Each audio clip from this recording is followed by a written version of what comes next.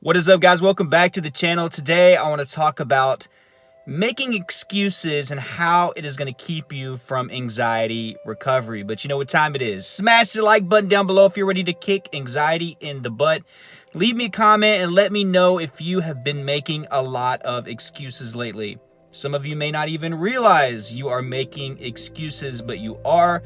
I did this all the time, and guess what? It kept me from recovery for years. And if recovery is something that you are interested in, guys, please check out my course, Elite Anxiety Bootcamp. It will help you with that. It'll jumpstart your anxiety recovery. It's my blueprint, step by step, on how I was able to recover from anxiety. And if you're interested in anxiety coaching one-on-one with me, I also offer that. So check those things out in the description and in the first pinned comment.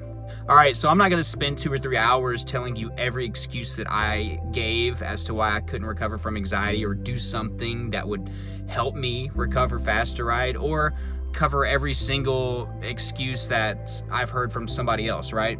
I just don't have that time, but I am going to give you a few of the most common ones that I hear, and maybe some of you, and probably a lot of you, will actually be able to relate with these excuses.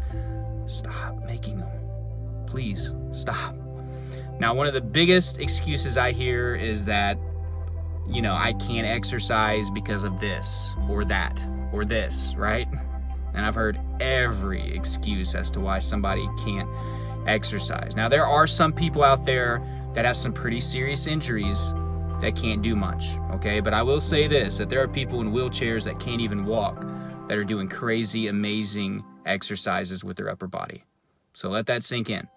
Now, if your doctor has told you not to exercise, don't exercise. I don't want to give any dangerous information. I just want you to kind of look in your life, see what restrictions that you have, and ask yourself, can I exercise? And be real with yourself. And will a doctor clear me to do at least light exercise? If you can, start doing it. All right? Some of you have told me, actually a lot of you have told me that you aren't exercising or can't exercise because the gym's closed due to COVID. Guys, you don't need a freaking gym to work out. Sure, you like going to the gym. Some of you like to socialize there. Some of you like to, it's just a thing, right? It's a routine, right? I go here and I do this, right? And I get it. I've been to the gym before many times, and it is fun. It's kind of a routine, right? And if you have some buddies to go with, it's cool. But guys, life is going to hit you. You're going to get hit with adversity. We have to roll with the punches. Let's start working outside. I've talked to so many people that are like, yeah, I haven't worked out in 3 months because the gym hasn't been open. Like, are you working out at home? No. Like, come on. You can work out at home. If you're watching this video, then you can watch another YouTube video. That's a workout, a HIIT workout. There's tons, unlimited amounts of workout videos on your freaking phone or smart TV or laptop or PC or tablet. Put it on, move some things out of the way in your living room or your room, and start working out. No excuse. You can still work out. Some of the most intense workouts I've ever done was with no weights or no machines. It could be some 60-year-old woman kicking my butt on a circuit exercise, right? Or workout. Stop making excuses. Some of you are overweight, right? Some of you are overweight and you're using that as an excuse. You can gradually get your way into shape. I'm not telling you to go run the Boston Marathon. Expose yourself over time. Let's just walk around the block every day. Now let's walk around it 2 or 3 times the next week. Now let's start doing a little bit of jogging. Build that momentum. You will get into shape. Start slow and gradually build. Some of you are not exercising because you're scared of it triggering you. I had cardiophobia. I know you're probably tired of me saying this. I sound like a broken record. But I had cardiophobia, so I was scared of exercise for a few years. So that was my excuse. It wasn't that I couldn't get to a gym or that I couldn't work out at home or anything like that, or I couldn't get up early enough to do it.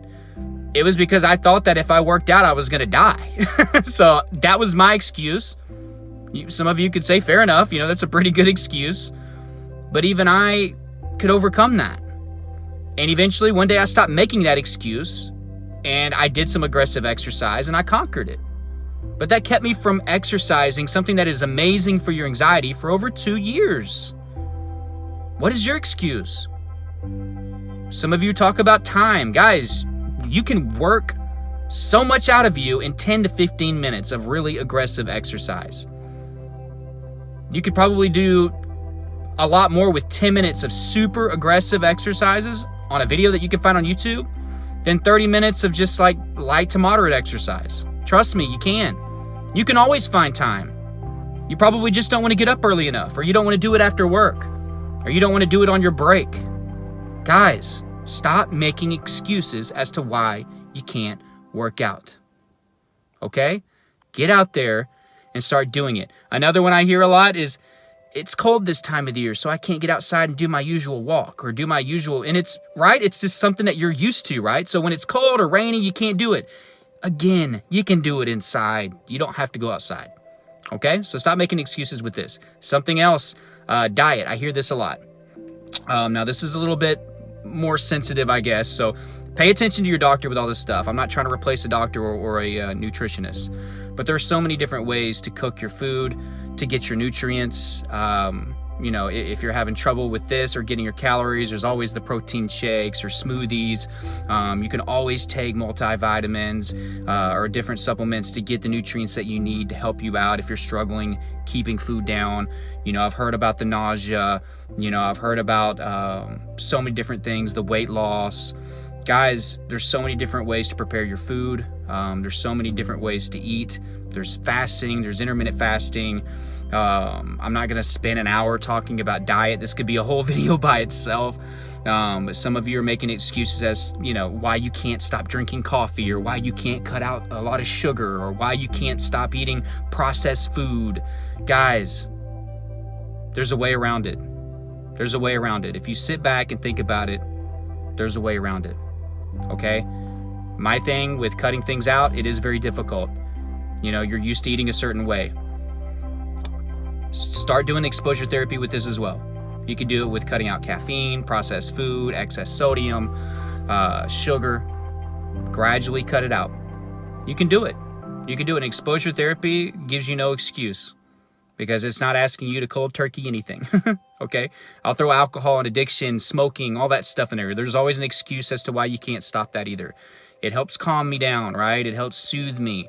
But in the long run, it's making your anxiety worse, and it's making you rely on it as a crutch. Okay, so I'll throw addictions in there as well, and I was guilty of that. I kept drinking because I felt it was the only thing that would shut my symptoms off. So therefore, I kept doing it, and I kept giving myself an excuse to keep doing it. Routine and sleep, I'll kind of throw that all in together. Hearing excuses as to why you can't get up early, why you can't go to sleep at night. And I get it, right? Like, I had my fair share of insomnia. So there's going to be nights where it's hard to go to sleep. But you know what? The reason I dealt with that was because I wasn't working hard on my anxiety in general, you know, and expecting all of a sudden to go to sleep, or acting confused why tonight I can't go to sleep. I didn't do anything different. You need a morning and an evening routine. They feed off of each other. Now, my course, there's a detailed one on that. In the beginning of that course, you can print that off, download it. That's why it's important to get my anxiety course. I cover all the routine and everything in depth on there. You need a morning and an evening routine. Don't expect to get in bed and be able to fall asleep if you haven't done anything for your mental health that day. I'm sorry.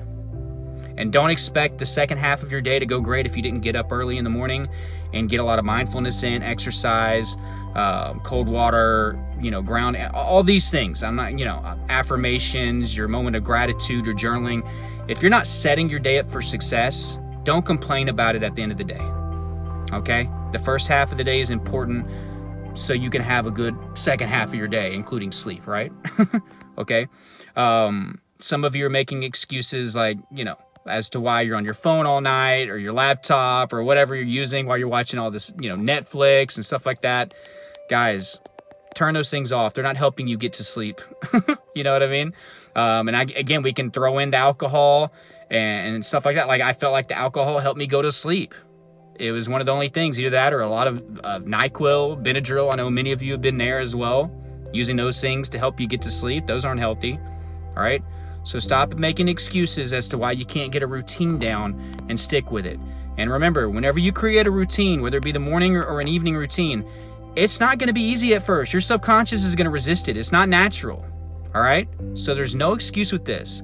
I have a video on a morning routine and a nightly routine. Just type up Trey Jones morning anxiety routine, type up Trey Jones nightly anxiety routine. In fact, I'll just go ahead and put those at the end of this video so you can go check those out on the end card. Go look at that. So no excuse. Now you have a routine. And again, my course covers this as well and more in depth. So that's another thing. Excuses as to why you're not practicing mindfulness or why you're not doing this or doing that. One of the things like, yeah, meditation, it's hard for me to get into and this and that, you know, because it's like, well, how long did you do it? A few days, you know. There you go. So many of you are ditching tools, ditching things that work for anxiety because they didn't work for you in a few days. Again, I did this as well. So I'm not trying to just talk at you. I'm trying to, you know, kind of basically talk to you as I would need somebody to talk to me in that situation, if that makes sense. So a little bit of tough love, but stop ditching all these things. Some of you ditching, you know, your diet, or you're ditching some of the exercise, although I think exercise helps very quickly. Some of you are ditching mindfulness, meditation, gratitude, journaling, all these things because you're not seeing 200%, you know, in your first few days. It doesn't work like that. It takes a long time to rewire. It's a process. Stop trying to rush it. Okay? So some of you are making excuses for that. And again, I can go on and on and on and on. I've heard every single one of them, whether it be in comments or messaging or through coaching or just, you know, whatever. I've heard them all, and I've given so many. Okay? There are so many things that you can be doing to help you towards anxiety recovery, and you're keeping yourself from it. You write your own story with this. You have more control and more power than you think you do. Believe it or not. So stop making excuses. You will not recover. Some of you have anxiety in the first place because you make a lot of excuses, right? Maybe that ties into your anxiety. Stop doing it. There's no room for it. Don't complain about anxiety or not being able to recover from it if you keep making excuses to not make improvements in your life. So hopefully this video, you know, helps some of you.